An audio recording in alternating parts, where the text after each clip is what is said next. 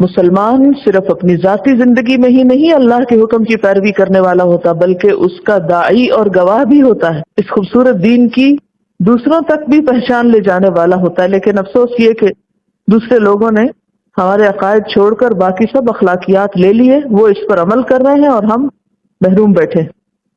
اور اس انصاف کی تعلیم کہاں ہے؟ اس الکتاب میں۔ تو ہمیں کیا کرنا ہوگا؟ اس کتاب پہ پرکھ کے دیکھنا ہوگا کہ کس کا حق کتنا ہے۔ یہ ایک ترازو کی حیثیت رکھتا ہے۔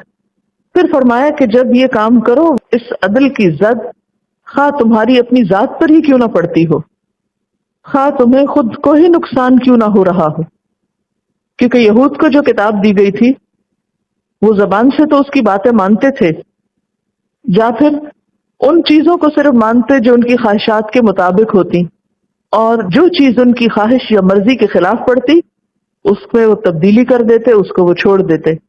تو اب اسی لیے امت مسلمہ کو اٹھایا گیا کہ اس کتاب میں کوئی تبدیلی نہیں ہوگی، نہ کوئی کر سکے گا، اس کو اپنی ذاتی زندگی میں بھی اپناؤ اور اسی کا سبق باہر جا کر بھی دو۔ پھر اصل میزان اور معیار یہی کتاب ہوگی۔ اور اس کی زد میں خواہ تمہاری اپنی ذات آئے، اول والدین یا والدین آئے، یعنی اتنے قریبی رشتہ دار بھی اگر تمہارے انصاف کی زد میں آتے ہیں تو بھی پرواہ نہ کرو، والاقربین اور دیگر رشتہ دار۔ تو اس سے یہ بات بھی پتہ چلتی ہے کہ جہاں رشتہ داروں کے ساتھ احسان کا حکم ہے وہاں انصاف کا بھی ہے۔ یعنی احسان کا مطلب یہ نہیں کہ ہر ان کی صحیح اور غلط بات کو مانتے چلے جاؤ۔ ان یکن غنیا، اگر وہ غنی ہوگا، یعنی جس کے بارے میں تم کو گواہی دینی ہے، اگر وہ شخص غنی ہوگا، او فقیرن یا فقیر ہوگا، تو فکر نہ کرو، فاللہ اولا بہما، اللہ تم سے زیادہ ان کے قریب ہے، ان کا خیر خواہ ہے۔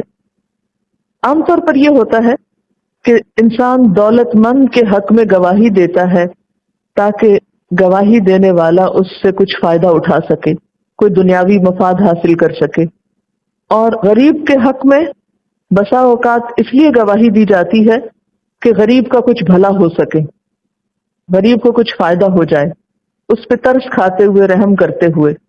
فرمایا نہیں، تمہیں حق بات کی گواہی دینی ہے، خواہ کوئی امیر ہو یا غریب ہو، کسی کی امارت یا غربت کو دیکھتے ہوئے تمہیں جھوٹ نہیں بولنا یا حقیقت کو نہیں چھپانا۔ ترمذی کی ایک روایت ہے کہ دو آدمی آپ صلی اللہ علیہ وسلم کے پاس اپنا جھگڑا لائے، ان میں سے ایک دولت مند تھا، دوسرا غریب تھا۔ آپ کا رجحان غریب کی طرف تھا کہ چلے اس کی مدد ہو جائے گی، کہ یہ بیچارہ غریب آدمی ہے، امیر پہ کیسے زیادتی کر سکتا ہے۔ اس پہ یہ آیت اتری کہ نہیں، انصاف کرتے وقت یہ نہیں دیکھا جائے گا کہ کوئی غریب ہے یا امیر ہے، ہر صاحب حق کو اس کا حق دیا جائے گا۔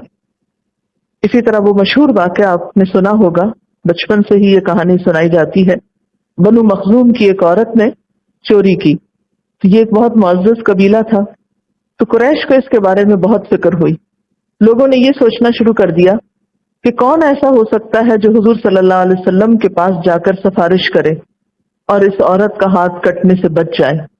تو انہوں نے دیکھا کہ آپ صلی اللہ علیہ وسلم حضرت زید بن حارثہ کے بیٹے اسامہ سے بہت محبت کرتے ہیں اور ان کی کوئی بات نہیں ٹالتے۔ عام طور پہ ہوتا ہے نا، بچوں سے پیار ہوتا ہے اور ان کی انسان بعض اوقات کوئی ناروا بات بھی سن لیتا ہے۔ تو لوگوں کے کہنے پر اسامہ آپ کے پاس آ کر سفارش کرنے لگے۔ حضور صلی اللہ علیہ وسلم نے فرمایا، اسامہ تم اللہ کی مقرر کی ہوئی حدود میں سے ایک حد کے معاملے میں سفارش کرنے آئے ہو؟ پھر آپ صلی اللہ علیہ وسلم خطبہ کے لیے کھڑے ہوئے۔ یعنی جب آپ کو لوگوں کی اصلاح کرنی ہوتی تھی تو آپ ان کو ایک سپیچ دیا کرتے تھے جس میں سب کو مخاطب کرتے، اور فرمایا، لوگوں تم سے پہلے قوموں کو اسی چیز نے تباہ کیا کہ ان کا حال یہ ہو گیا تھا کہ اگر ان میں سے کوئی معزز آدمی چوری کرتا تو اس کو چھوڑ دیتے، اور اگر کوئی معمولی آدمی چوری کرتا تو اس پر حد جاری کرتے۔ خدا کی قسم میں ایسا نہیں کروں گا، میں تو اگر فاطمہ بنت محمد صلی اللہ علیہ وسلم بھی چوری کرتی تو اس کا ہاتھ بھی کاٹ دیتا۔ گویا اپنے رشتہ داروں کو بھی آپ نے معاف نہیں کیا عدل و انصاف کے معاملے میں۔ یعنی ایسا نہیں تھا کہ انہوں نے کچھ کیا تھا ایسا، لیکن مراد اس سے یہ ہے کہ آپ کا انصاف بے لاگ تھا۔ پھر فرمایا فلا تتبعوا الهوى، پس نہ تم پیروی کرو ہوا کی۔ ہوا کیا ہے؟ خواہشات۔ ہوا کا لفظی معنی ہوتا ہے اوپر سے نیچے گرنا، تو خواہشات بھی انسان کو اوپر سے نیچے گراتی ہیں، اس لیے اس کو بھی ہوا کہا گیا۔ تو تم خواہش نفس کی پیروی نہ کرو۔ ہوا ہوتا ہے اپنی مرضی کی پیروی کرنا، اپنی خواہش کی پیروی کرنا، اور ہدا کیا ہوتا ہے؟ اللہ کی مرضی کی پیروی کرنا۔ تو ایک شخص ایک وقت میں ایک ہی راستے پہ جا سکتا ہے، یا وہ ہوا کا شکار ہو سکتا ہے یا وہ خدا کا پیروکار ہو سکتا ہے۔ تو یہاں پر کیا فرمایا گیا؟ فلا تتبعوا الهوى، تم خواہش نفس کی پیروی نہ کرو، ان تعدلوا، تاکہ تم عدل کر سکو۔ یہ خواہش نفس کیا ہو سکتی ہے؟ بعض اوقات کسی کے ساتھ انسان باعث ہوتا ہے، عصبیت ہوتی ہے، پریجوڈس ہوتا ہے یا بغض ہوتا ہے۔ فرمایا کسی کے ساتھ تمہارا بغض یا نفرت یا کوئی ایسی چیز تمہارے فیصلے پر غالب نہ آئے، تمہیں انصاف سے نہ روکے۔ اگر تم نے اللہ کی ہدایت چھوڑ کر اپنی خواہشات کی پیروی کی تو تم قسط سے ہٹ جاؤ گے۔ ایک اور جگہ پر قرآن پاک میں آتا ہے لا یجرمنکم شنآن قوم علی الا تعدلوا اعدلوا هو اقرب للتقوی، کسی قوم کی دشمنی تمہیں اس بات پہ آمادہ نہ کرے کہ تم عدل سے کام نہ لو۔ اعدلوا، عدل سے کام لیا کرو۔ هو اقرب للتقوی، وہ تقوی کے زیادہ قریب تر ہے۔ تو اس سے کیا بات پتہ چلتی ہے کہ نمبر ایک، انسان اپنے نفس سے بھی رعایت نہ کرے، والدین سے بھی نہ کرے، رشتہ داروں سے بھی نہ کرے، کسی غریب سے نہ کرے، کسی امیر سے نہ کرے، اور انصاف کے راستے میں خواہش نفس کو بھی حائل نہ ہونے دے۔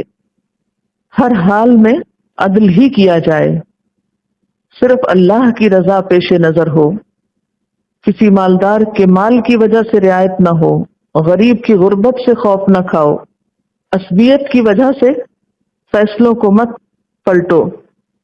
انسان خواہش نفس، دشمنی اور عصبیت میں کیسے عدل سے ہٹتا ہے، اس کو آپ ایک واقعی، ایک مثال سے سمجھ سکتے ہیں۔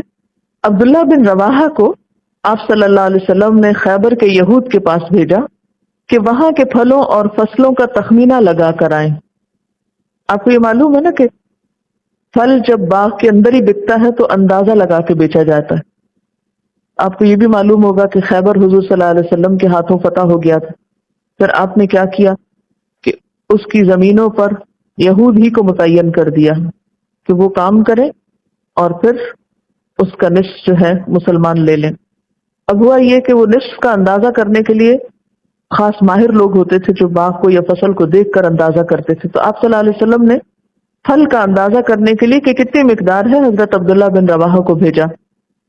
جب وہ وہاں پر پہنچے تو یہود نے رشوت پیش کی کہ وہ کچھ نرمی سے کام لیں۔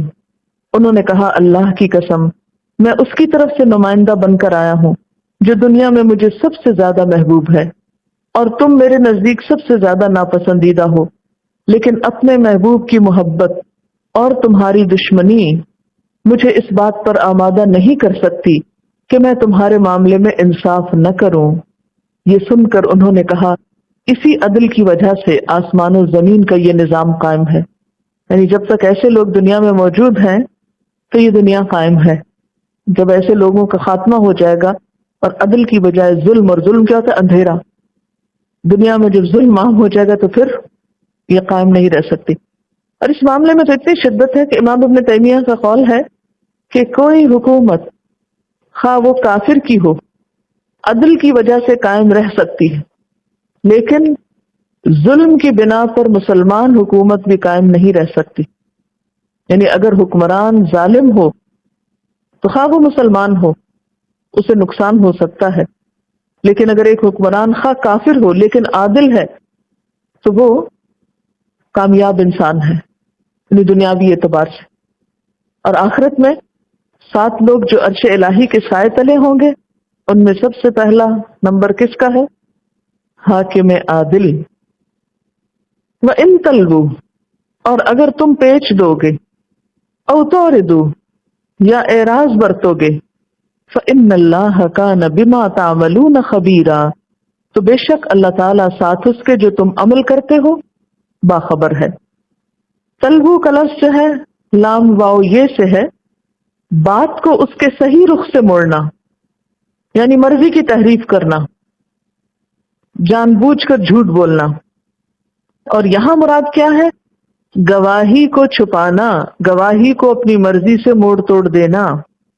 او توردو کا لفظ عین رے دال سے ہے، عرض اعراض کرنا، بے رخی برتنا، منہ پھیر لینا، گواہی کو چھپانا اور چھوڑ دینا، بات بدل دینا یا کترا کر نکل جانا، کہنے کی بات زبان پہ نہ لانا۔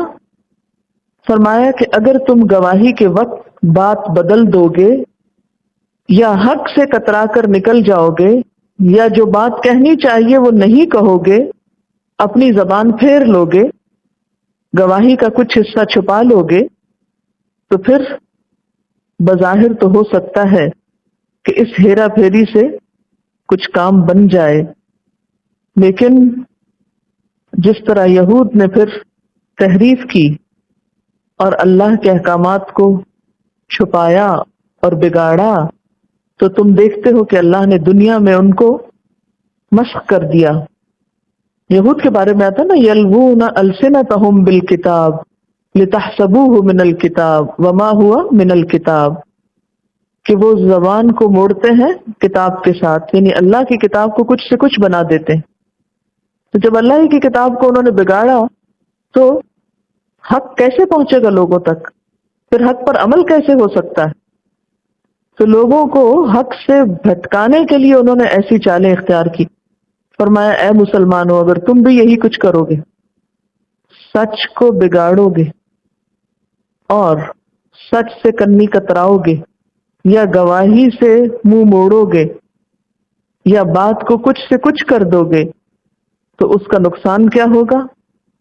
دنیا میں تو ہو سکتا ہے کوئی کام بن جائے، لیکن یاد رکھنا فإن اللہ کان بما تعملون خبیرا، اللہ تمہارے اس عمل سے بخوبی واقف ہے، اس سے تم کچھ بھی چھپا نہیں سکتے، اس کو تو سب پتہ چل جاتا ہے۔